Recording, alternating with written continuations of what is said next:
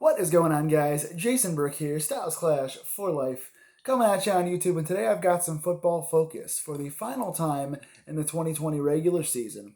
In Week 17, the Pittsburgh Steelers just finished playing the Cleveland Browns, and again, the final week of the regular season.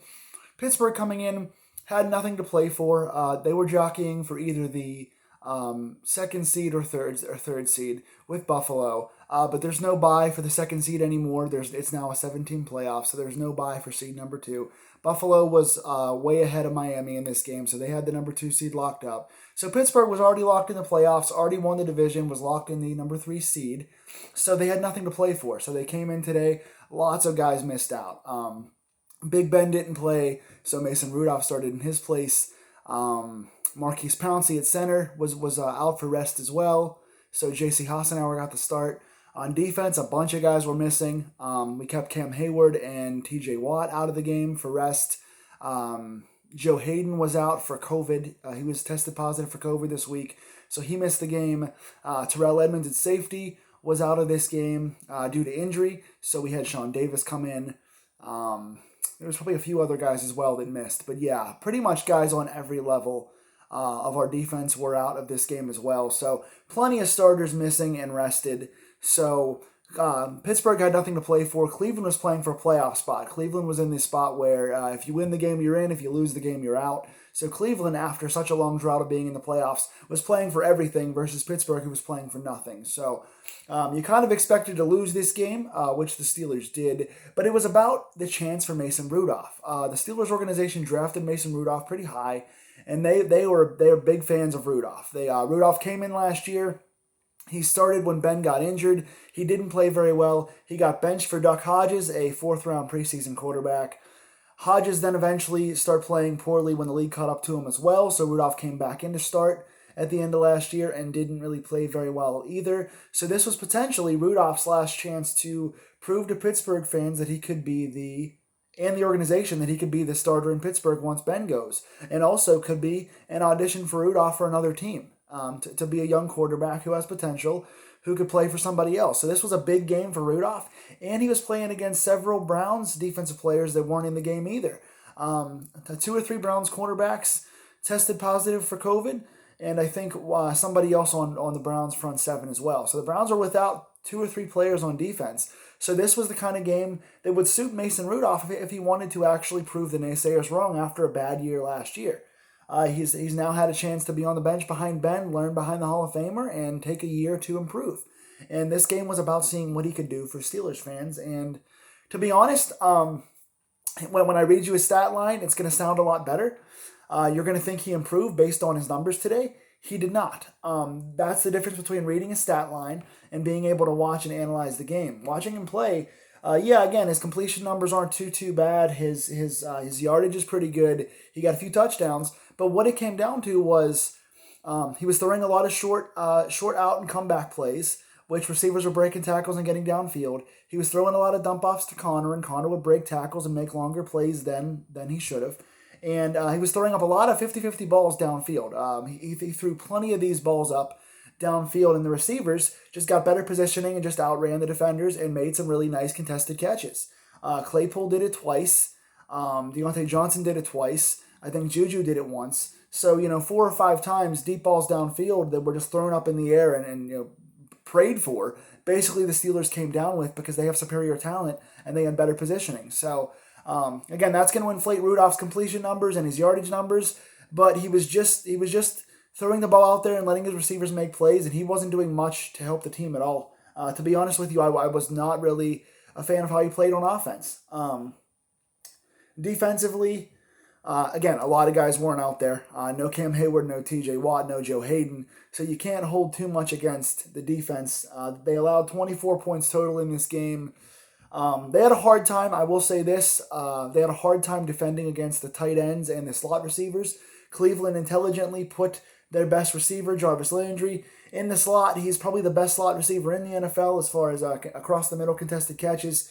He was getting a lot of plays where he was being defended by inside linebackers who couldn't defend him. David Njoku and Austin Hooper, who are very solid tight ends, physical, good receiving tight ends, outplayed our guys across the middle.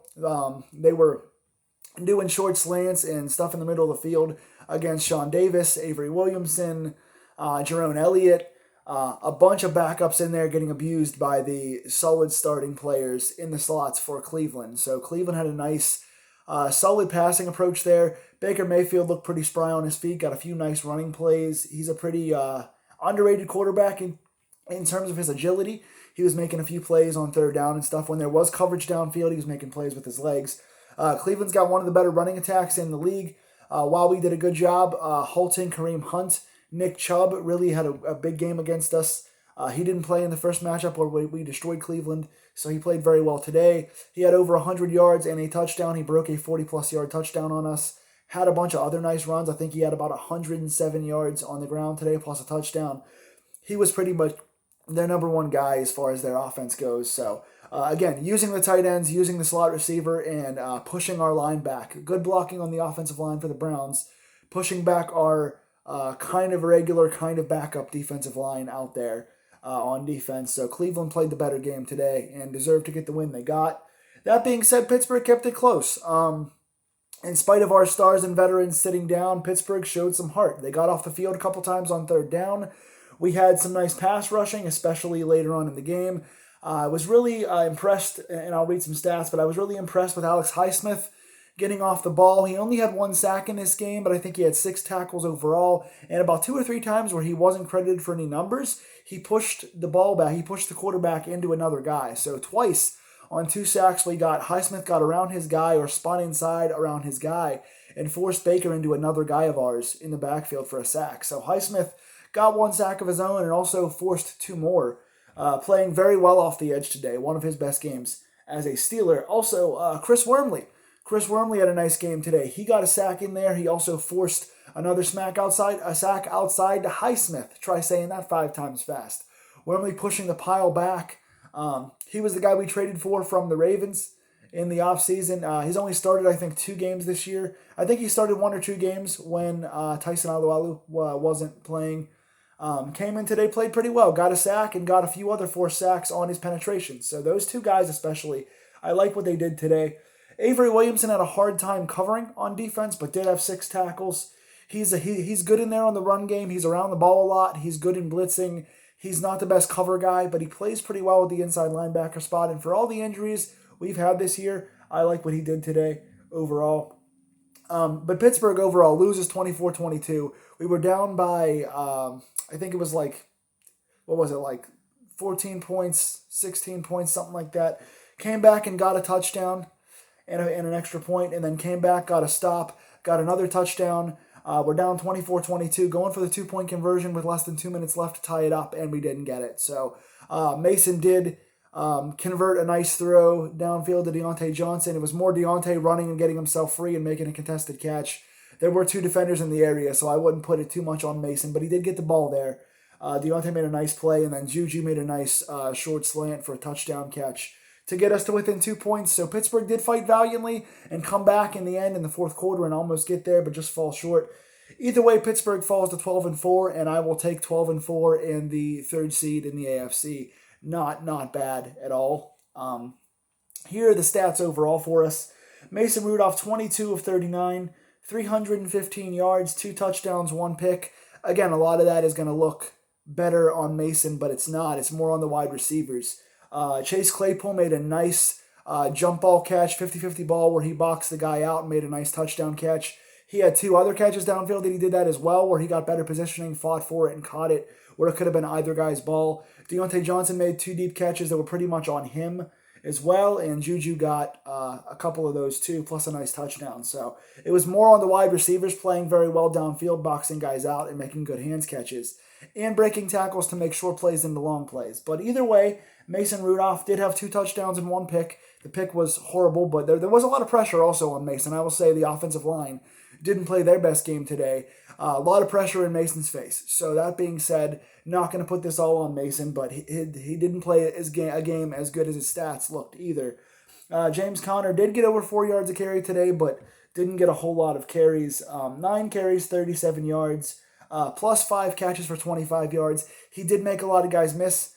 He did a nice job of kind of reading the defense, sitting down for short catches in the middle of the field, breaking tackles. He does run physical. He does try to finish his runs. The problem is he doesn't do a lot of finding the right gaps and running.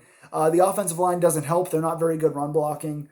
And Connor's always hurt. So there's a lot of questions as far as what we're going to do next year. We have 4 running backs on this roster, 3 of which were drafted very high, and we need to figure out what to do about that in the offseason. We have injury issues, we have play calling issues, we have offensive line issues, all regarding the run. We don't use the fullback. Fiechner's not doing us any favors. The line's not blocking. The guys aren't staying healthy. The guys aren't breaking tackles, stuff like that. So lots to look for. But overall, Connor, not a bad game for his few touches that he got in this game. Chase Claypool leading the way wide receiving. Good day for the wide receivers. Chase Claypool with another 100-yard game and a touchdown to end his season. Great rookie year. 9 touchdowns this season. Phenomenal rookie season. I didn't expect him to be as effective as he was this year. I thought he was going to be a good goal line guy and a good deep ball target, which he was. I didn't think he was going to be as good consistently with his hands as he was breaking tackles. He is a big physical guy. I love what he's done this season. 5 catches, 101 yards, and a touchdown, including that beautiful box-out touchdown that he got. Deontay Johnson played very well as well with 2 nice deep balls, 3 catches for 96 yards. Juju Smith-Schuster, I don't know if he got over 100 catches this season or not. I know that he was close. 6 catches, 65 yards, and a touchdown. He played very well, breaking tackles and making short plays into long plays, helping out his quarterback. So you got to give those wide receivers credit in there. Playing with some backups, played pretty well. Defensively, again, not the biggest splash day for us. We had a hard time tackling Nick Chubb and also guarding in the slots. But that said, we still wound up with 4 sacks today, keeping that going. No turnovers, no forced fumbles, no picks. But we did get 4 sacks. Alex Highsmith, who had a big game with 1 sack. Chris Wormley had a big game with 1 sack. Jaron Elliott had a sack in this game. And Stephon Tuitt, go figure, had a sack in this game. So those guys played pretty well. Like I said, Williamson had a hard time on defense with the pass coverage, but did have 6 tackles. He's going to go down for his few games he actually played. For as late as he got traded here and then sat behind other guys, he's going to wind up being a pretty high number tackler on this team. A lot of tackles this year for Williamson. So, yes, we did lose 24-22 and we fall to 12-4. You don't want to finish the season 12-4 considering you started 11-0. We did lose 4 of our last 5 games, so that's not the kind of momentum you want to have going into the locker room. But you do now get a chance to heal up. You did get, a lot of guys that didn't play today are going to get a chance to heal up and play next week. You did get to rest Ben. You do get the number 3 seed, so you do win the division and get a home game. I believe, as of right now, where it stands, it looks like we're playing the Cleveland Browns again next week, but we're going to have our actual starters out there. So you got to feel pretty good. When we had our entire starters playing on the first game, we destroyed the Browns completely. In this game, when Cleveland had everything to play for and we had nothing to play for, we kept it within a 2-point game. So you got to feel like Pittsburgh is the decided advantage. We get the home game next week. We're a much better team overall than the Browns are. They will have Chubb playing next week. So we'll see how it goes. Pittsburgh should be favored in that game at home next week. So we will see what happens going into the playoffs. Tell me your comments below. What did you think of this game? What did you think of Mason's performance? Is Mason Rudolph the quarterback of the future? Josh Dobbs did get several plays today. He ran the ball. He did some option stuff, some motion stuff. He was kind of our 3rd and short or short yardage conversion guy. Ran a few plays down by the goal line. Had a nice run for about 8 or 9 yards. Had 1 pass attempt incompletion. So he didn't get to really play much today, but he had a few gadget plays where he handed the ball off and did some good option stuff. So is Dobbs our future quarterback? Is Mason our future quarterback? Who should come back next season out of those guys? And who's going to be the future quarterback for Ben? Are they on the roster or are they not? Tell me these things in the comments below and give me your predictions for the wild card game next week where it looks like Pittsburgh is once again playing the Browns. Like, share, and subscribe if you like this video. If you enjoyed my deep dive Steelers coverage, please like, share, and subscribe. And I will see you guys next week whenever the game is. Not sure yet if it's going to be Saturday or Sunday, but I will be here with your Steelers wild card playoff coverage. Thank you guys. Go Steelers. Let's get a playoff win.